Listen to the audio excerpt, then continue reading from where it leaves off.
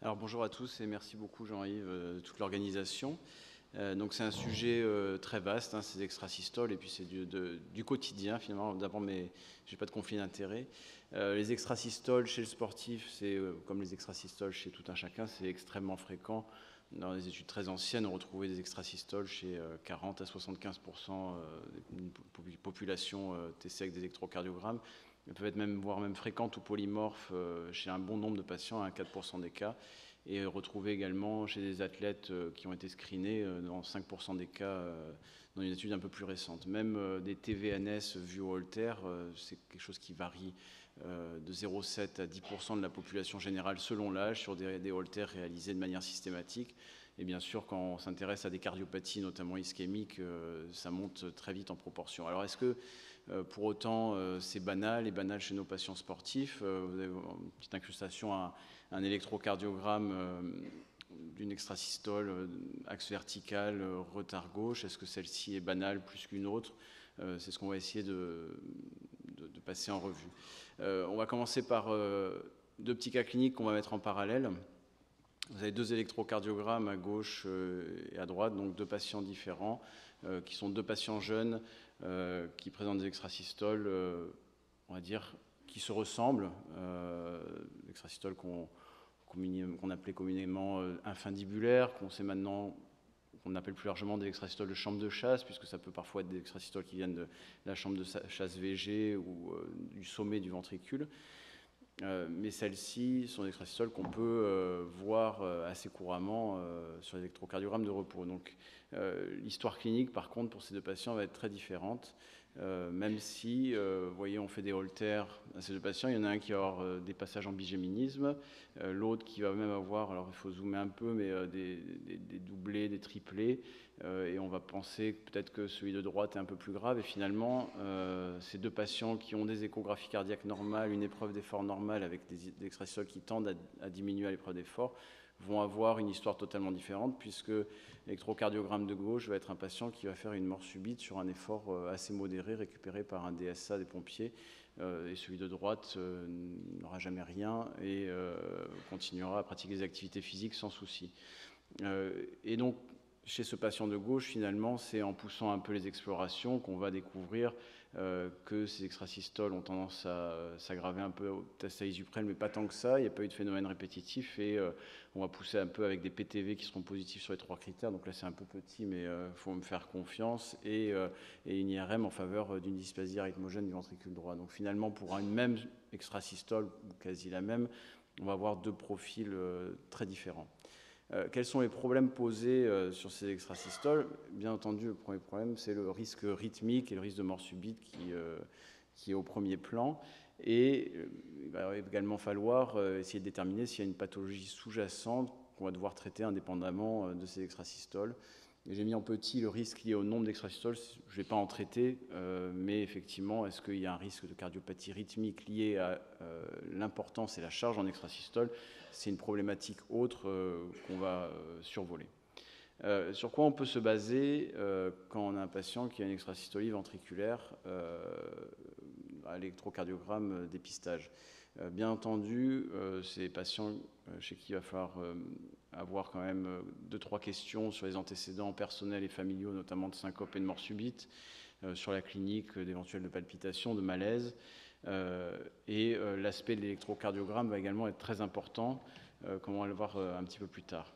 La morphologie de l'extrasystole peut nous orienter, même si l'exemple que vous avez vu tout à l'heure, finalement, on va voir que les extrasystoles infundibulaires, entre guillemets, vont pas forcément être si bénignes que ça. Et à l'inverse, les extrasystoles atypiques, comme l'exemple du haut, là, que vous avez en haut, peuvent être totalement exemples de cardiopathie et ne poser aucun problème.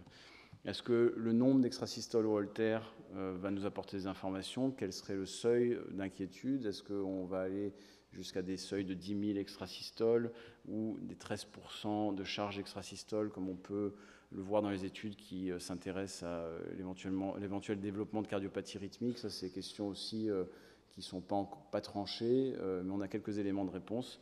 Et est-ce que l'aggravation à l'effort est un élément aussi d'inquiétude chez ces patients? On a quelques éléments avec des études. Les examens de première intention, le Holter, l'épreuve d'effort, l'écho, l'IRM, qui va avoir une place de plus en plus importante. On peut également citer d'autres, si on veut pousser un peu plus loin, les tests médicamenteux, Isuprel, PTV. On a quand même toute une gamme d'examens à notre disposition pour pouvoir essayer de stratifier le risque chez ces patients. Quand vous voyez, donc, on parlait de l'électrocardiogramme de base, c'est un élément très important. En dehors de l'aspect de l'extrasystole, vous voyez là une extrasystole qui est atypique avec un aspect plutôt de retard droit, un axe qui est plutôt supérieur.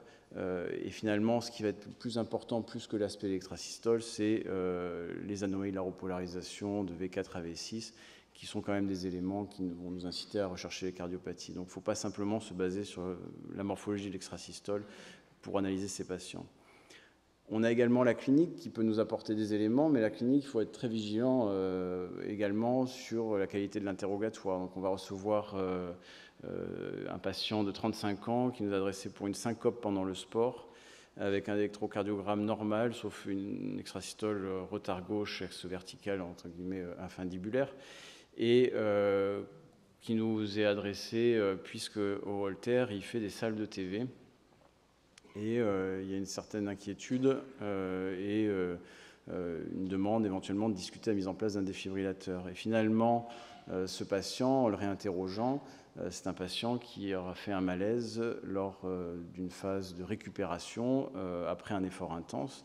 Et finalement, c'est un patient chez qui on ne sera jamais de cardiopathie. Tous les examens seront strictement normaux, y compris l'IRM, et qui aura un tilt test qui reproduira parfaitement les symptômes. Donc, également, s'intéresser de près à la clinique et bien pousser l'interrogatoire sur les circonstances, c'est quelque chose de très important. Les éléments d'appréciation sur l'électrocardiogramme de base, elles ont été, vous les connaissez sûrement, bien décrites. J'ai entouré ici la présence de 2 extrasystoles par tracé de 10 secondes comme un élément un peu péjoratif ou un élément qui nécessite en tout cas des explorations complémentaires. Tous les éléments, on va dire, physiologiques de l'électrocardiogramme, je ne vais pas les détailler chez le sportif, on les a ici, mais par exemple un PR un peu long, des critères d'HVG, ce n'est pas forcément des choses qui doivent susciter une inquiétude. Et bien entendu, par contre, tout ce qui est QT long, des aspects de préexcitation ou autres vont nous alerter, qui peuvent être associés à la présence d'extrasystole. Mais donc on retiendra que à partir de 2 extrasystoles sur un électrocardiogramme de base, il faut peut-être se poser la question de faire des examens complémentaires. Quels sont les éléments d'appréciation de l'extrasystole en tant que telle? Bien entendu, c'est l'existence d'une cardiopathie connue. Donc dans ces recommandations qui sont récentes, il pointe la présence de 2000 extrasystoles par 24 heures comme seuil d'inquiétude, la présence d'extrasystoles polymorphes, les extrasystoles qui s'aggravent à l'exercice, des extrasystoles atypiques qui ne sont pas de la chambre de chasse comme je vous ai décrit tout à l'heure, et des extrasystoles également soit avec un phénomène R sur T, soit qui sont très élargis, qui sont plus souvent liés à des cardiopathies. Donc c'est des éléments un petit peu d'orientation, mais qui sont parfois un peu difficiles à intégrer dans un tableau clinique un peu plus complet. Si on prend cet électrocardiogramme avec cette extrasystole, c'est un jeune qui fait du rugby, qui est totalement asymptomatique, et on va voir un PR long. Donc on est d'accord que ce n'est pas quelque chose de forcément très inquiétant. Et puis on va voir une extrasystole qui est également plutôt retard gauche, axe inférieur, et qui n'a pas de critères extrêmement péjoratifs sur cet aspect-là. Et quand on va regarder un petit peu plus près, il y a un petit point qui va quand même attirer notre attention, c'est ce rabotage des ondes R de V1 à V3, pardon, qui n'est pas tout à fait normal dans ce contexte. Alors, bien entendu, il n'y a pas que l'électrocardiogramme, mais quand on s'intéresse au contexte clinique, c'est un jeune homme qui avait son père qui était décédé de manière probablement subite, mais les circonstances étaient un peu floues, et finalement, c'est un jeune homme chez qui on va diagnostiquer une laminopathie. Donc, quand on revient sur, on va dire, un électrocardiogramme des critères juste électro tel que donné dans la recommandation, c'est un le PR long, l'extrasystole en elle-même, qui ne devait pas susciter de critères d'inquiétude. mais finalement, l'histoire clinique et des petites anomalies subtiles de l'électrocardiogramme vont nous mettre sur la piste d'une laminopathie, qui est évidemment un problème grave qui a nécessité la mise en place d'un défibrillateur endocavitaire. La morphologie de l'extrasystole, donc il y a cet article un peu référence de 2016 avec toutes les localisations possibles d'extrasystole, donc tout ce qui est des extrasystoles de la chambre de chasse, de la continuité mitro-aortique, des cuspes, coronaire droite, coronaire gauche et de la chambre de chasse du VG, qui sont plutôt des extrasystoles qui ne sont pas associés à des cardiopathies, de même que on peut considérer que ça ressemble un petit peu, dans le terme pronostic, aux gens qui font de la TV fasciculaire. Par contre, des extrasystoles avec des aspects beaucoup plus larges sont plutôt des extrasystoles épicardiques. Extrasystoles qui viennent du ventricule droit, d'autres localisations, ou du ventricule gauche, quand même, on va se poser un petit peu plus de questions et aller un petit peu plus loin dans les examens. Comment déterminer la morphologie? Juste une petite diapo rapide. On va devoir quand même s'attacher à savoir si ça vient du VD, du VG plutôt, septal, latéral, plutôt en haut, en bas. Est-ce que c'est plutôt endocardique ou épicardique et antérieur et postérieur? Et ça, c'est assez simple finalement sur les électrocardiogrammes. Plus les QRS sont larges, et plus il y a on va dire un slurring en anglais, c'est-à-dire une pente lente, plus ça va nous orienter vers une origine épicardique, ce qui est quand même a priori atypique et pathologique. L'aspect bloc de branche droite, bloc de branche gauche, ça vient du VG ou du VD. Et en faire l'axe frontal et les concordances dans les variations antérieures qui vont donner des informations sur l'axe et si c'est plutôt postérieur ou antérieur du ventricule gauche. Donc, avec ces informations-là, on va pouvoir quand même s'orienter en fonction de l'histoire clinique sur l'origine des extrasystoles. Alors voici une extrasystole, vous aviez l'électron en incrustation au début du topo, qui est plutôt atypique, hein, plutôt négative dans la dérivation inférieure, retard gauche, une extrasystole qui vient du ventricule droit, et finalement, donc extrasystole atypique qui va nous faire poser la question d'une cardiopathie sous-jacente, et cette patiente, qui était une jeune patiente d'une trentaine d'années, en l'occurrence, n'aura absolument rien, y compris avec des examens très poussés, IRM, test tissu près, etc., une patiente qui pourra continuer les activités physiques. Est-ce que le nombre de SV va nous aider? Donc cette étude publiée en 2002 qui recensait des patients avec plus de 2 extrasystoles sur un électrocardiogramme ou avec des symptômes de palpitation, des athlètes. Et ils ont fait 3 groupes en fonction du nombre d'extrasystoles. Et on voyait que les patients dans le groupe A, c'est-à-dire avec plus de 2000 extrasystoles, par 24 heures, avaient 30% de cardiopathie, qui était séquelles de myocardite, cardiopathie dilatée, dysplasie ou prolapsus valvulaire mitral.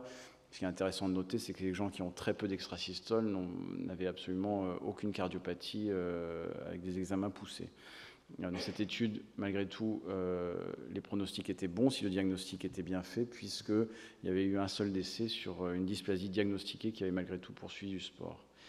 Si les extrasystoles sont fréquentes, donc dans cette étude plus de 500 par 24 heures, est-ce que l'aggravation à l'effort est un élément prédictif de cardiopathie? Plutôt oui. Donc EIVA, c'est des patients avec exercise-induced, donc c'est des extrasystoles aggravés par l'effort. Et chez ces patients-là, donc il y avait beaucoup d'extrasystoles, ceux qui avaient des extrasystoles qui ne s'aggravaient pas à l'effort avaient plutôt moins de cardiopathie que ceux qui avaient des extrasystoles qui s'aggravaient à l'effort. Et les facteurs prédictifs étaient des anomalies de longueur sur l'électrocardiogramme de base, mais si on revient initialement, on a déjà dit que l'électrocardiogramme de base avec des ondes T négatives était un élément anormal qui nécessitait des explorations. Les autres éléments étaient des ESV polymorphes et un bloc de branche droit et un axe supérieur.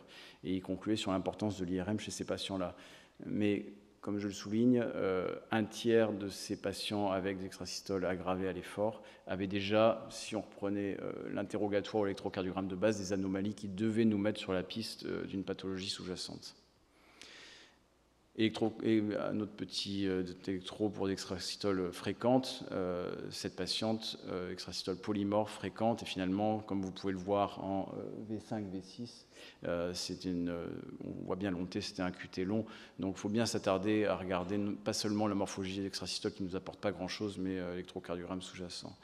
Un élément intéressant, c'est que ces extrasystoles, quelle que soit la population, et chez nos athlètes y compris, ces extrasystoles qui ont tendance à diminuer avec le temps, quelles que soient les études, et ça a été prouvé dans plusieurs études, et quelle que soit qui est présence, pratique de sport ou pas, dans le temps, quelqu'un qu'on va diagnostiquer avec 4000 extrasystoles va avoir tendance, et a une grande chance pour que ce nombre d'extrasystoles diminue dans le temps, à petite exception près, chez les patients qui ont une fraction d'éjection inférieure à 55%, donc soit un début de cardiopathie rythmique, soit une authentique cardiopathie indépendante de l'extrasystolie, ces patients-là ne vont pas avoir une diminution des extrasystoles.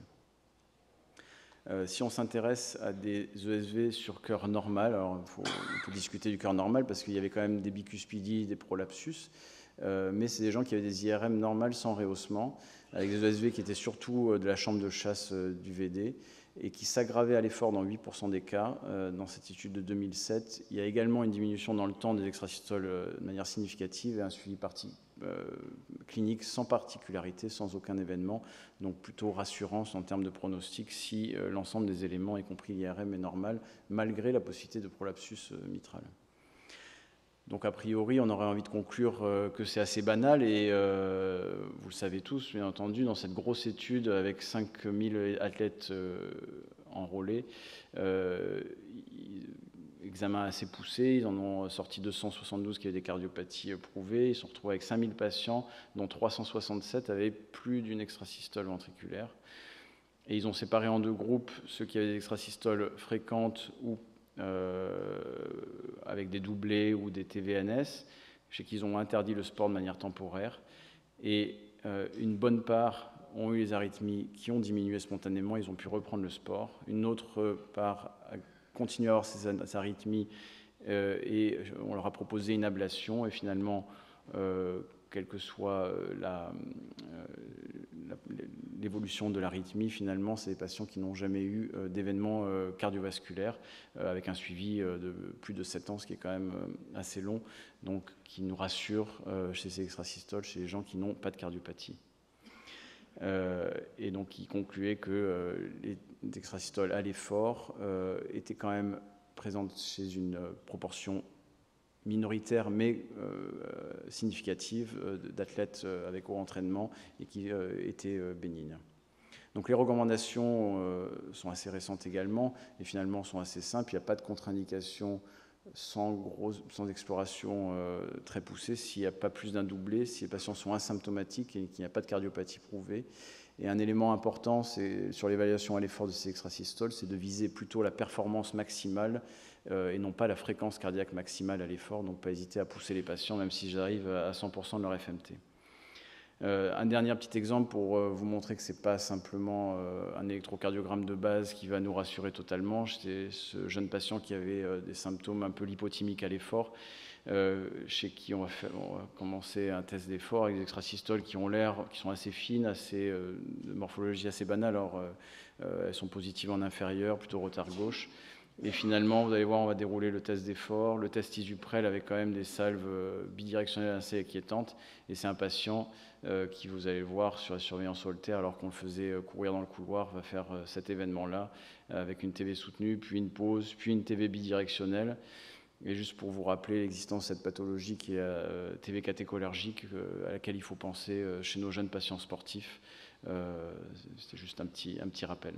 En conclusion, la première chose à faire, c'est de rechercher les arguments pour une cardiopathie et de manière assez simple et interrogatoire, l'examen clinique et l'électrocardiogramme avec une analyse précise de cet électrocardiogramme. Au moindre doute, réaliser une IRM. La survenue à l'effort n'est pas synonyme de gravité dans la plupart des cas et ces extrasystoles, quand elles sont bénignes et qu'il n'y a pas de cardiopathie sous-jacente, ont tendance à diminuer dans le temps. Je vous remercie.